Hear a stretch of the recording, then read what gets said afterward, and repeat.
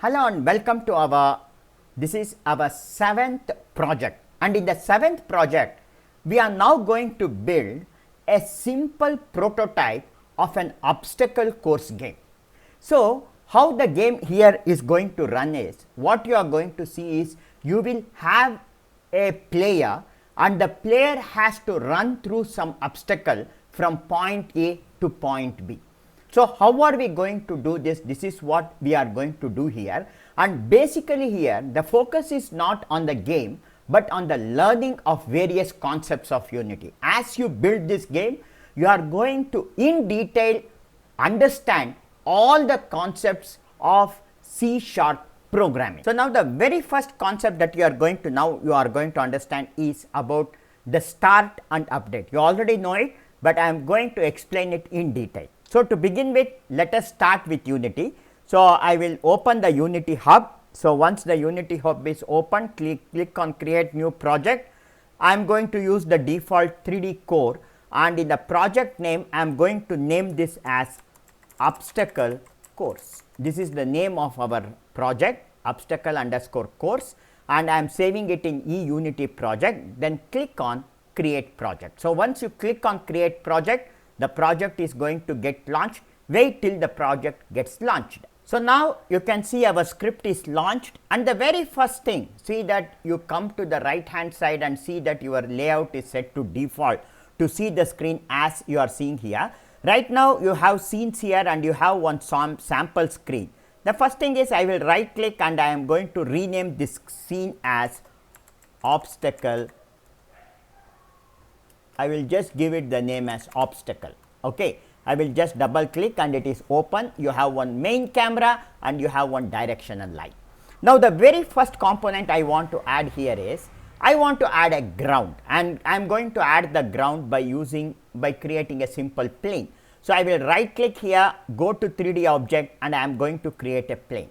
So the plane is of a size of 1 by 1, and see that you click on the reset and reset it so that it is, the plane is as you are seeing here.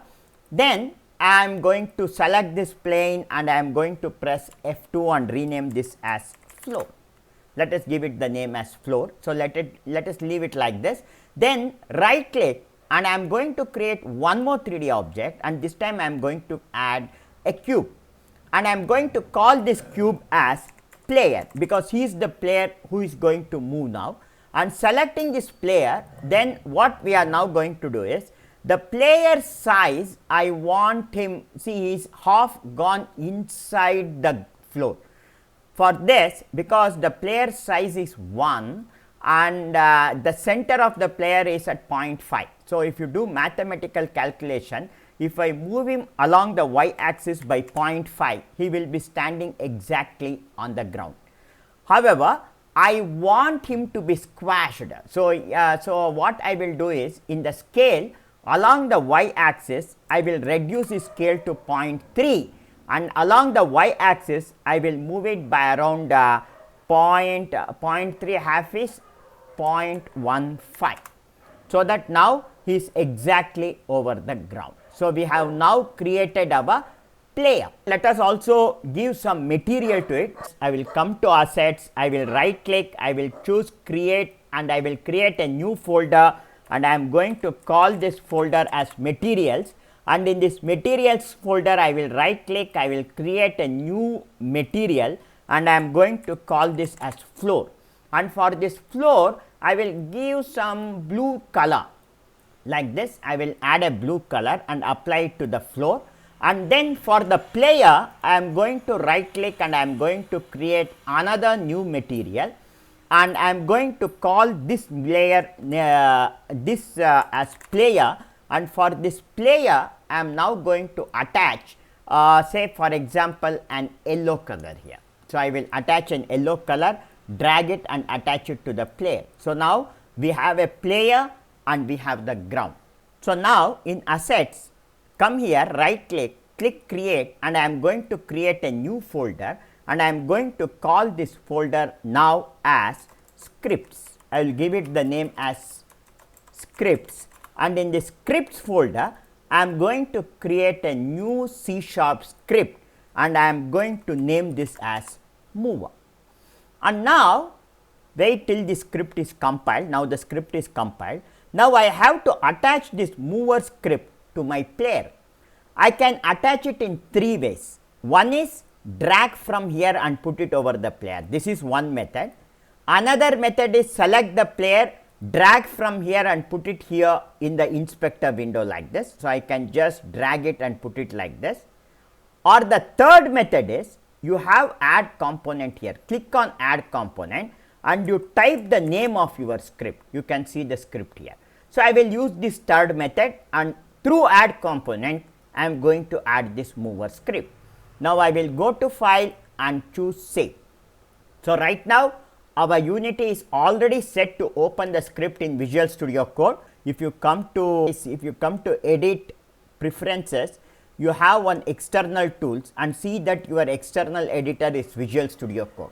Then if I double click on this mover, this is going to open in Visual Studio Code. I will just click here, yes, I trust the author.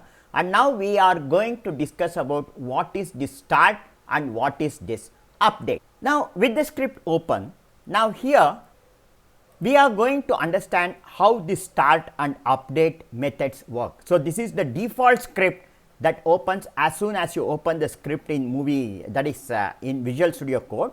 So you will have three lines: using system collection, using system collection generate, using Unity engine, and then you will have public class mover. Always remember this name and the file name should be the same, okay? And you have a class mono behavior, and inside that mono behavior we have the two classes start and update. Now let us come back to Unity, and here we have, let us select our player, and right now if I select the player and if I press the W key on my keyboard, or if I select the move tool, you can see the three arrows here. One is the red arrow representing the X, another blue representing the Z, and Y, green representing the Y. See, as I move it along the X, you can see the X value is changing. As I move along the Y, you can see the Y value is changing. I will keep the Y value at 0.15 only now. And as I move it along the Z, you are seeing the Z value is changing. So now right now I will keep Z0 and X0 and Z0. Now I want this movement to happen not manually but through my script. So then how are we going to do it? See, this player is called as a game object. He is a game object, and for this player we have attached our script mover. And this player has a method called as transform, and in transform, to move something we use a method called as translate. So coming back to script here, in the script in start I am now going to type transform period translate, and now I have to put in parenthesis three values. One is the X value, another is the Y value, and another is the Z value. So right now what I will do is I will leave X value at 1, Z value at 0, Y value at 0 and Z value at 0. I will save this file. Now come back to Unity, wait for it to compile, and there is an error. The error is, I will double click it, I have failed to add semicolon. So I am getting this error. I will save it. A spelling mistake here in translate, T has to be capital. So I will save this. So that's why we were getting the error. Now this is going to get compiled, and once it is compiled, now I will open the game view. What I will do is I will keep game view and the scene view just next to each other, and now if I play the game, just observe, as soon as I play the game, see, it moved by 1 unit. You can see here. So every time I start playing the game, this is going to move by 1 unit. See, it moved by 1 unit. So you can now understand that whatever code you put it in start will be executed one time every time the play or the game starts. When the game starts, whatever code you put it in the start method will be executed once as soon as the game starts. Okay. Now I will come to script, and I will copy the same code here. I will press Ctrl X and copy it and put it into the update, and I will save it. So now see what happens is, if I come back to the game here, and in the game if I run it, now you can see this moved away 1111 speed. See, if I stop, you can see here it is moving continuously, the x value is continuously moving.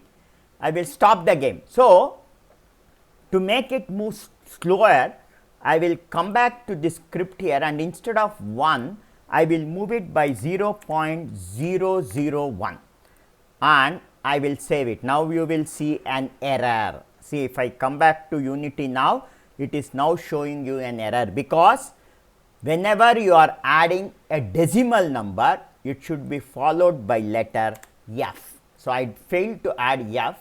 So now if I save the file, now if I come back to Unity and if I execute this, see now what happens is, so when I run it, you can now see this is moving slowly and the value is slowly increasing.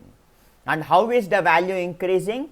For every frame it is increasing by 0.001. I will stop the game playback. So now I think you can understand the difference between start and update.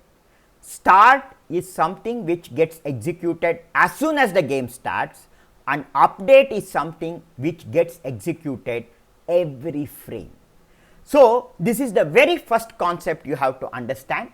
So I think now you are familiar with the start and update, and leave this script as it is. Now come back to file here, save it, and in the next session I am going to introduce you to understand what is a variable.